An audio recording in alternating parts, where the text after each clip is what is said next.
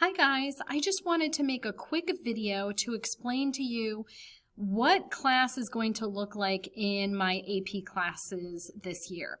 So I am doing something a little bit different, so I did want to explain it to both students and parents so that we clear up any confusions right here at the beginning. So what I'm going to be doing this year is called a flipped classroom. So what is a flipped classroom? So what it is kind of exactly what it sounds like. We are going to flip what happens in the classroom and what happens at home for homework. So in a traditional classroom, students come in and the teacher will lecture, particularly in AP classes. We'll lecture the majority of the class, 30 minutes or more sometimes, depending on what we are lecturing about. And then we expect students to go home, and for homework, they're going to practice things that we have lectured about. So the concept is they'll practice using their new knowledge, and this ingrains the knowledge into their head.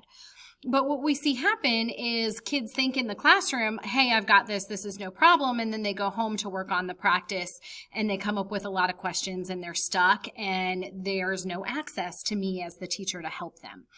So when we flip the classroom, we're going to kind of flip that on its head. What they're going to do now is they're going to receive the lecture portion of the class time at home. And what I'm going to do in my class is I'm going to record a video, very much like this video that you're seeing right now. And I am going to go through the lecture, whether it be my PowerPoint slides or Google slides or whatever I am going to be lecturing about that day. I am going to video record it. Most of these recordings are going to be somewhere between 15 to 20 minutes. Shouldn't be any more than that. There will be an occasion where it might be a little bit more than 20 minutes, but my goal is to keep it about 15 to 20 minutes. And they will be taking some notes as they're watching the video. And again, I will provide a guided note sort of outline so that I can pinpoint specific things that I really want them to write down and I really want them to understand. And then they're going to come into class the following day, and we are going to do all of those processing activities that, did you really learn what I wanted you to learn? Those type of activities we're going to be doing together in class.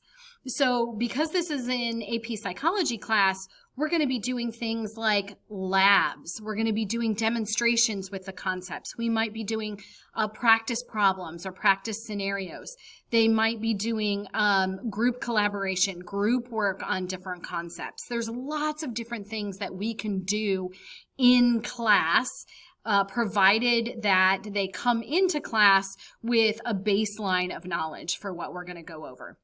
And so that is basically the flipped classroom. You're going to do the lecture part at home, and then you're going to come into class and we're going to do the practice activities. We're going to practice applying all of that newfound knowledge. Why this is really important. We want to make sure that the students manipulate and play with and get to use in a lot of different ways this knowledge. It has been proven that the more students can manipulate this newfound knowledge, the stronger it gets in their brain, the stronger the memory is for it. And that's what we're looking for. They have to take an AP exam at the end of the year, and there's a lot of material that they need to remember. So the more they can manipulate and play with and process this information, the stronger that memory is going to be, and therefore the better their scores will be on not only my unit tests throughout the year, but that AP exam at the end of the year. The other thing that's really nice about the flipped classroom is I have 25 to 30 kids in the class.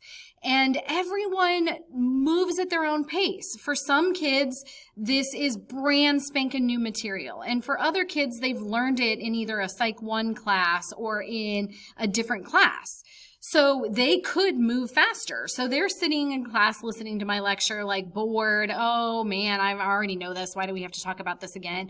Where there are some students that have never heard it before and they might be struggling getting the concepts. by flipping the classroom and having the videos being watched at home, those that have the information, and this is review, can skim right through it and do it very quickly. While the ones that need a little bit more time can pause, they can slow down, they can re-watch a couple things until they really get it. So it does allow everyone in the classroom, every single one of my students, to be able to learn it in the pace and in the time that they need. It does allow for taking breaks as well.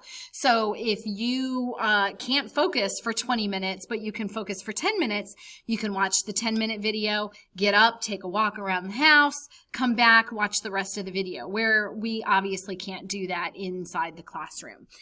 There are a lot of benefits to this sort of method of doing the flipped classroom. One of the primary reasons I wanted to do it was to really make sure that my students are prepared for the AP exam. The AP exam doesn't ask simple knowledge type questions, things that you can memorize. For the most part, there's a handful of questions that are like that, but the questions are more what we call application type questions. So not only do they have to know what this concept is, but they have to be able to apply it to actual examples or scenarios that happen in real life. And the application part is the hardest part for students to get. So the more we can apply and practice those application skills in class, the better they're going to be for their AP exam. There is a document that I am going to be posting on Canvas, and I will be sending home with students for students to be able to read as well as parents to be able to read. But I did just want to go over a few things with you very quickly so that you understand the concept. What is going to be required of students? They will watch the video. There will be a date that they will have to watch this video by. They are going to come into class the next day. They're going to have their video notes. I will be checking those daily for a homework grade, so they do need to be done. And then we will be doing classroom activities that will use that knowledge. And some of those classroom activities will be graded as well. And for every unit, I do give out a syllabus with all of the dates for homework, quizzes, and tests. So you will be aware of all of those dates ahead of time. The other thing that I expect is I expect students to come into class with questions. You'll notice on the guided notes that I give them, I am going to specifically give them areas where they write down their questions. The first 10 minutes of every class, whether you're an e-learner or you're an in-person learner, the first 10 minutes are going to be taking questions. I expect students to come in here and ask questions so that I can simplify or clarify concepts if you haven't gotten it by my video. So there is dedicated time to every single class for students to be asking questions, and I will be answering those questions. If you have any questions or comments or concerns about flipping the classroom, please feel free to Canvas message me, and I will do the best that I can do to answer those questions and alleviate any concerns or any fears. Parents, feel free to watch these videos as well. That is another benefit. You get sort of an inside peek into my classroom, and I'm very comfortable with that. So you can feel free to watch these as well. But please reach out if you have any questions or concerns. I'll be happy to help you. I hope everyone has a wonderful day. Talk to you soon. Bye-bye.